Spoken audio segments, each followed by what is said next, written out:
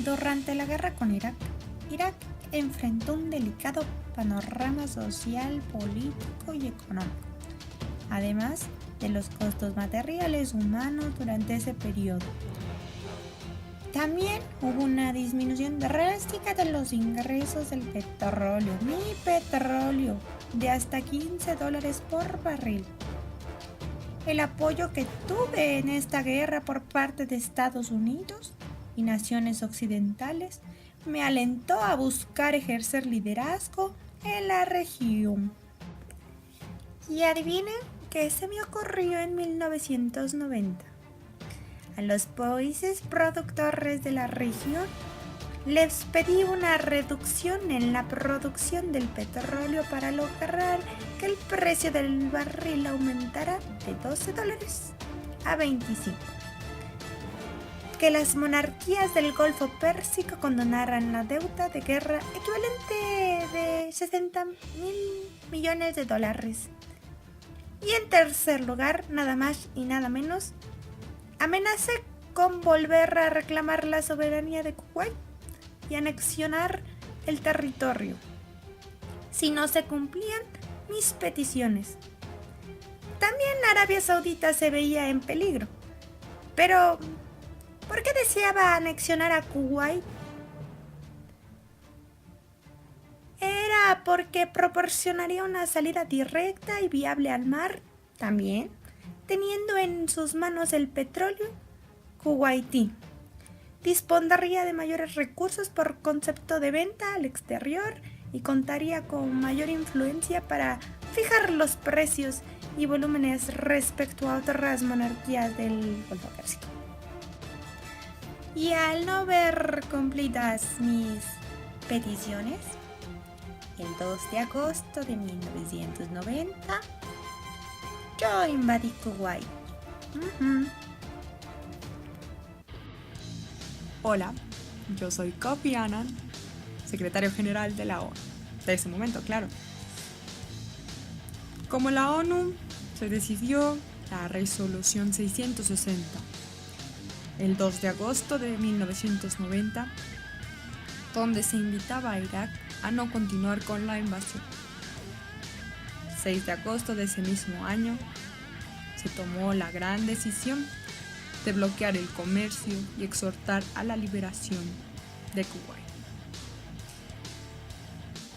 El 9 de agosto se hizo la resolución 662, donde se invitó a otros países a participar en el debate y exhortar a no reconocer la estupidez que había hecho Saddam sobre Kuwait. La Liga Árabe tuvo que apoyar. Hola, qué guapo soy, ¿cómo me veo? Bien, a las horas de que Saddam invadió Kuwait, yo, George Bush, impuse el embargo económico de los bienes kuwaitíes e iraquíes en todo el país fueron bloqueados. Pero al Saddam se le ocurrió anexionar formalmente Kuwait el 8 de agosto. ¡Ay, Saddam!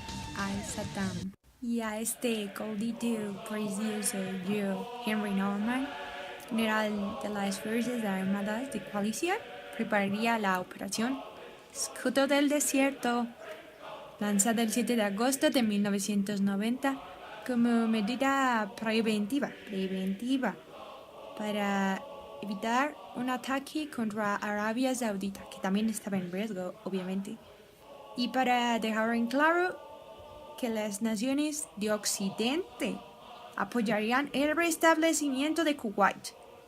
Más tarde, tropas francesas, alemanas e italianas apoyarían a las tropas norteamericanas, seguidas de estados como Canadá, Grecia, Holanda, Bélgica y Dinamarca, quien aportarían naves a la flota de coalición, junto con España, que también aportaron algunas fuerzas mínimas.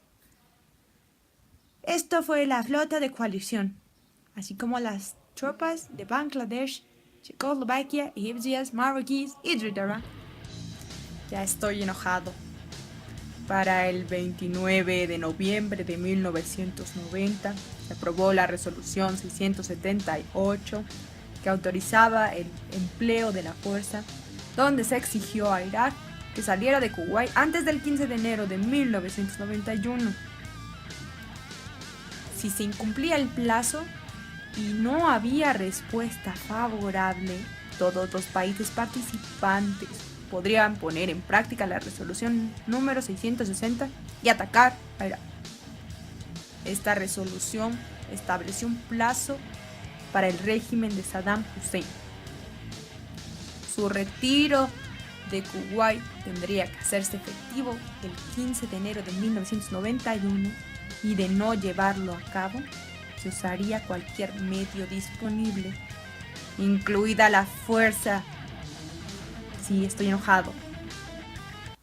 Y como soy muy inteligente, decidí hacer un plan estratégico tras la negativa de Hussein y hicimos la operación Tormenta del Desierto, que tendría dos fases, una del 16 de enero de ese año, de 1991 al 23 de febrero, y que buscó aislar naval, aéreo, terrestre y ejercer el dominio. La fase ofensiva terrestre se llevó a cabo del 24 al 27 de febrero y consideró todo tipo de movimientos. La ofensiva se trataba de mostrar al mundo la capacidad de lo que se llamó The Big Five, que no eran otros que el tanque M1A1 Abrams, el helicóptero UH-60 Black Hawk, el helicóptero AH-64 Apache, el carro blindado de transporte de personal Bradley y el misil antiaéreo Patriot. Fue así como el 28 de febrero de 1991 anuncié el cese de las operaciones y el término de la guerra, después de 6 semanas de empezada la operación Tormenta del Desierto y de 100 horas de iniciada la brillada campaña terrestre. Somos geniales. Y yo, triste y derrotado por creerme un chingón, fui expulsado de Kuwait, dejando atrás un país destruido y con numerosos pozos petrolíferos ardiendo en incendios que tardaron meses en extinguirse. Estoy triste. Y para que a Saddam no se le ocurriera volver a hacer una tontería, se desplegaron observadores militares internacionales de 36 países, denominada Misión de Observación de Naciones Unidas en Irak y Kuwait, en ambos territorios. Inicialmente fueron desplegados 300, pero para 1995 ya eran 3.645. Esta misión concluyó sus trabajos el 6 de octubre del 2003. Irak tenía que ratificar los protocolos relativos a la prohibición de desarrollar, producir y almacenar armas químicas, biológicas, nucleares y de destrucción en masa general. Para que se llevara a cabo, se dispuso la creación de la Comisión Especial de Naciones Unidas, UNSCOM. De cumplir estas condiciones, las sanciones amplias, especialmente la comercial que afectaba a Irak, desde el 6 de agosto de 1990, llegaría a su fin. Somos bien buena onda. Y pues sí, tuve que aceptar la resolución 687 y entregar la información requerida sobre los mis sistemas de armas químicas, biológicas, nucleares y de misiles. Pero no declaré un poquito de armamento existente y comencé a bloquear ciertas revisiones a pesar de todas las acciones del Consejo de Seguridad. Ante la iniciativa de Saddam, en abril de 1997, como secretaria de Estado de Estados Unidos, Madeleine Albright, señalé que Estados Unidos se negaba a poner fin automáticamente a las sanciones contra Irak. En el momento en el que el país fue declarado como libre de armas, entonces las sanciones solo llegarían a fin si Saddam Hussein ya no gobernara Irak. Esta declaración era un poquito contraria a la resolución 687, solo poquito. A pesar de que Kofi Annan había viajado a Bagdad para acordar ciertas cosas como que los pobrecitos iraquíes ya bebieran petróleo, pues estos estaban un poco trágicos, ¿no? Pero nosotros como Estados Unidos no aceptábamos argumentos porque sentíamos que había hoyos en la inspección. Para finales de julio, la Agencia Internacional de la Energía Atómica declaró que aún no podían cerrar el expediente iraquí. Y la propuesta de Rusia del 29 de julio para declarar desarmado Irak no funcionó. No, fue rechazada en el Consejo de Seguridad.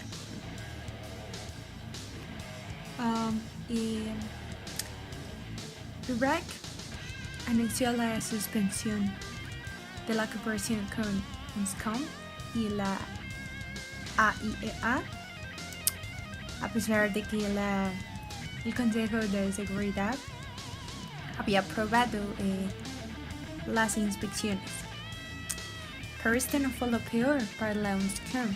Mi renuncia, yo, Scott Ritter, como inspector del programa, señalé que el Servicio de Inteligencia de Estados Unidos, la CIA, se había infiltrado en las investigaciones de la UNSCOM para interés propio y no para Naciones Unidas. Según el embajador Richard Butler, yo había transgiversado la información. O sea, me desmintió, pero la verdad por algo renuncié a la UNSCOM, una falsedad. El Consejo de Seguridad sí estaba buscando que Irak cooperara, pero Estados Unidos tiene fuerza y Estados Unidos tenía que pensar en intimidar con un ataque junto con los británicos, porque la cooperación era mínima. Entonces implementamos la operación Zorro del Desierto, que consistió en ataques muy intensos a lo largo de 3 días, mientras Saddam Hussein declaraba que las inspecciones habían sido finalizadas. Pero obviamente el Consejo de Seguridad no aceptó este bombardeo. Y pues tras el escándalo de que nos vimos envueltos con la UNSCOM en 1999, el Consejo de Seguridad hizo una revisión para las políticas de Naciones Unidas sobre Irak. Estados Unidos y Gran Bretaña, obviamente nosotros, no podríamos y no queríamos poner fin a las sanciones hasta asegurar que Irak estuviera desarmado. Pero por parte de Rusia, Francia y China argumentaban que pues obviamente el desarme ya estaba hecho y que había que poner fin a las sanciones. Ay, no, qué cosas, ¿verdad? Pero desafortunadamente para ese mismo año, a finales, pues nació otra comisión, la Comisión de Inspección y Monitoreo y Verificación de las Naciones Unidas, en sustitución de la implacable y no funcional UNSCOM a través de la resolución 1284, donde se puso fin al monto máximo de petróleo que Irak podía vender en los mercados internacionales y dejó abierta la posibilidad de suspender las sanciones por 120 días de Irak. Irak rechazó la resolución. Mal. Para cuando George Bush llegué al poder, en mi discurso, después de todos los atentados y cosas feas en mi país, decidí calificar a Corea del Norte, Irán e Irak como parte del eje del mal. pues obviamente había que desestimar los trabajos de los inspectores y defender el de poner a Saddam Hussein del poder. Claro que sí. Como me siento muy inteligente, en mi discurso en las Naciones Unidas el 12 de septiembre del 2002 pedí que reforzaran las resoluciones para desarmar a Irak, dado que de no hacerlo llevaría a Estados Unidos a actuar. Y bien, tras mis hostilidades, era obvio que Bagdad anunciaría el retirarse a los inspectores, sin condiciones. Y entonces, el Consejo de Seguridad aprobó la célebre resolución 1441, la cual planteaba un ultimátum para Irak para que diera acceso irrestricto a la Agencia Internacional de Energía Nuclear y a la UNMOBIC. Sin embargo, no establecía el uso de la fuerza, ¡qué triste!, contra Irak, en caso de que el país no proporcionara información. Y pues el 13 de noviembre del 2002, en una carta que envía al Consejo de Seguridad, acepté la resolución 1441. Y en 7 de diciembre, en una emisión televisada, Saddam Joe pidió una disculpa a Kuwait por haberlo invadido en 1990. Estoy triste. Pero el 19 de diciembre los inspectores habían dicho que ya no tenía nada, ni prohibidas armas, nada. Así que invité a la CIA para que inspeccionara todos los lugares en que afirmaba que tenía armas de destrucción del territorio en mi territorio. El 13 de enero del 2003, yo, como director y jefe de la UNMOBIC, Hans Blix, señalé que Irak tenía focos rojos y que el dossier estaba incompleto.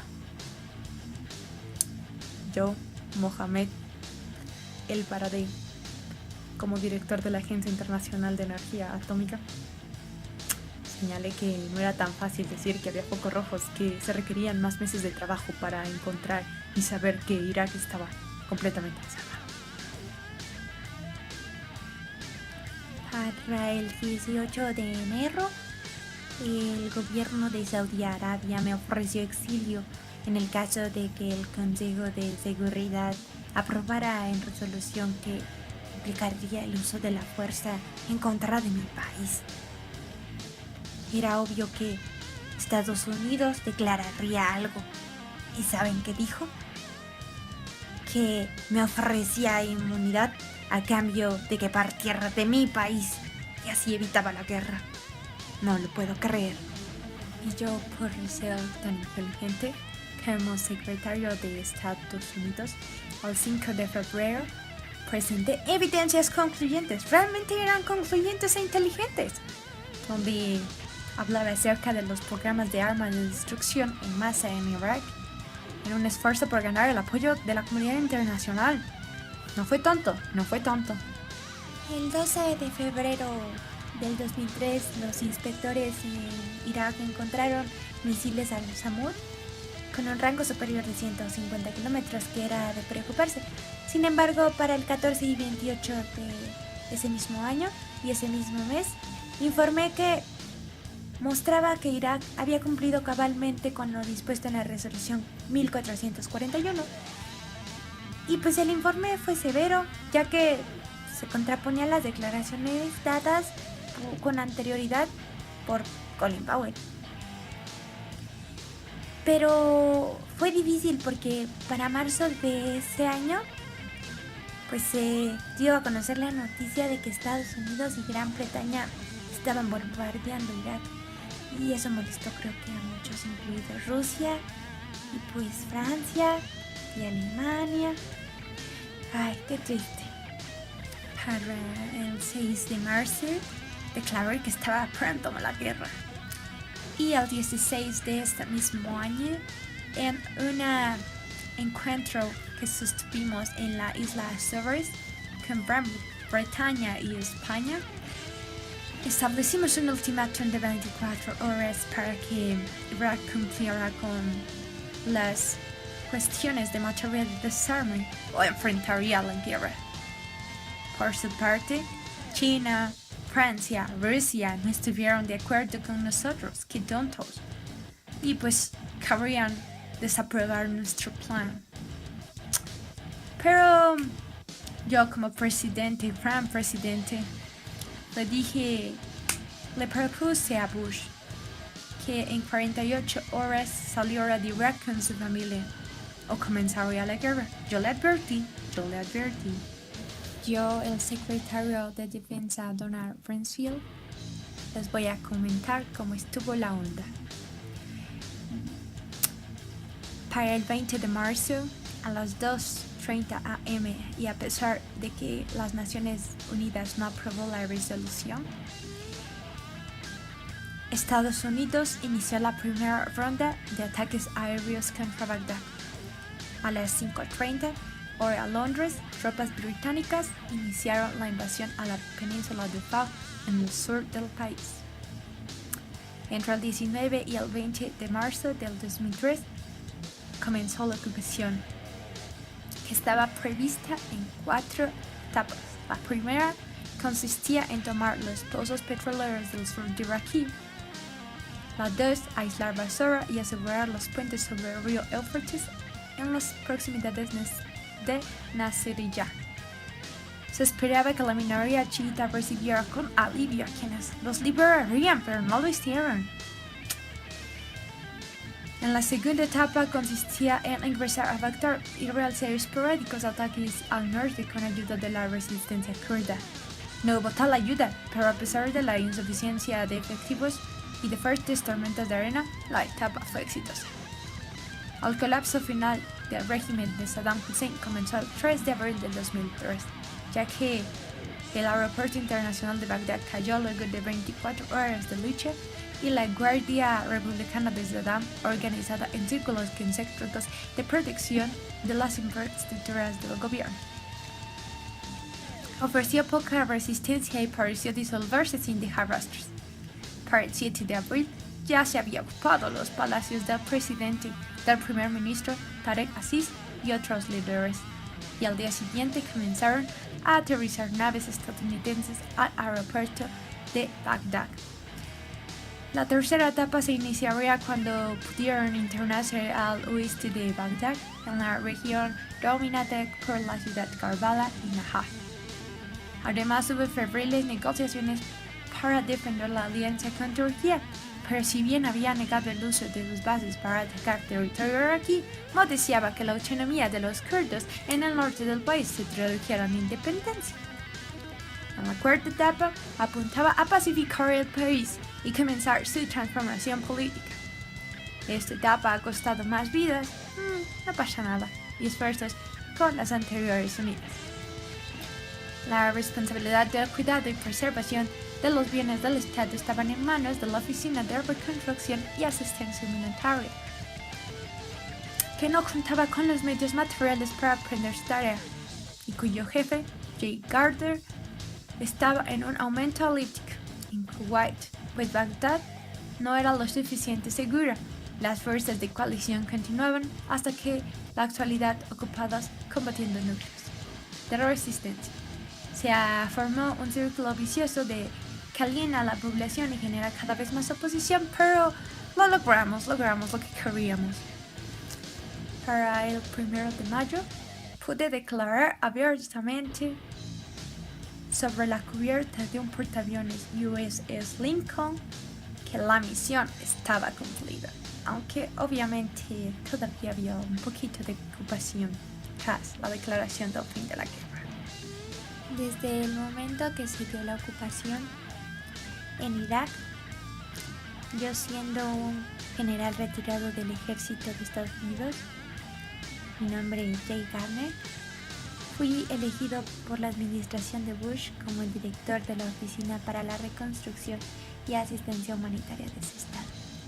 Sin embargo, para el 11 de mayo del 2003 fui sustituido por Paul Bremer III.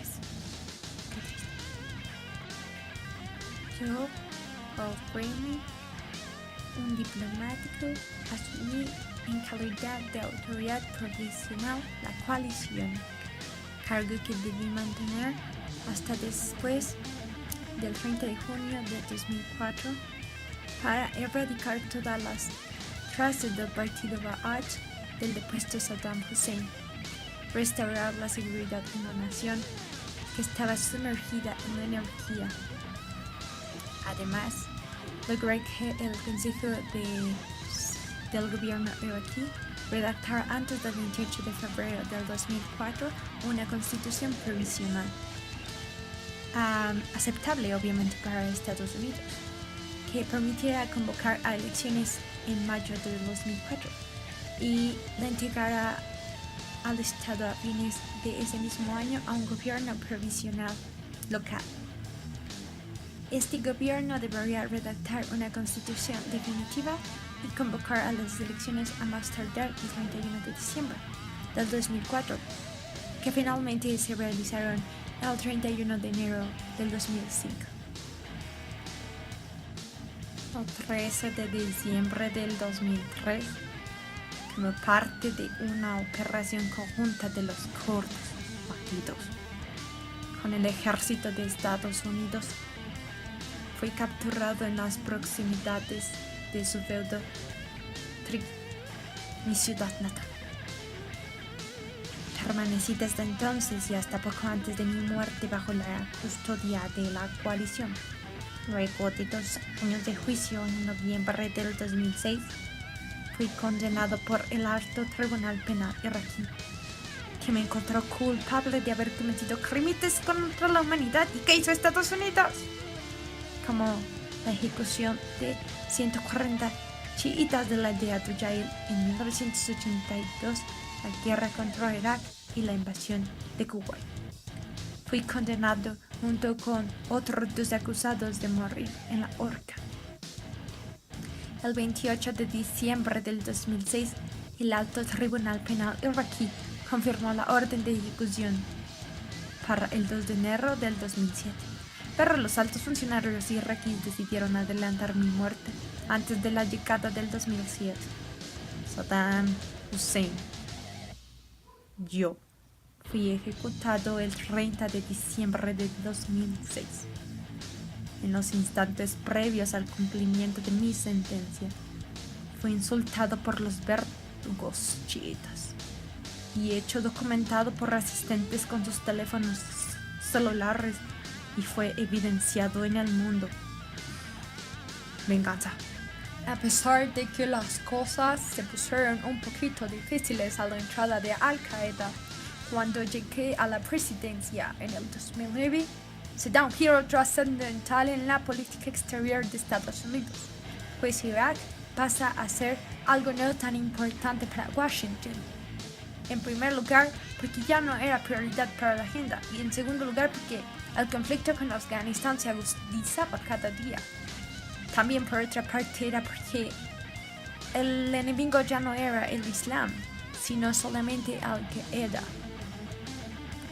Claro, con el tiempo pasó a ser diferente y tomamos más represalias. Pero, por ejemplo, el retiro de las tropas y el cambio en la política exterior, pues no parecían dar solución a la cuestión, y pues las acciones que había tomado Bush, el expresidente de este país, mi país, parecían seguir afectándonos y siguen afectándonos hasta hoy en día. Esto es todo por ahora. Nos vemos. Soy Barack Obama, informando desde la Casa Blanca.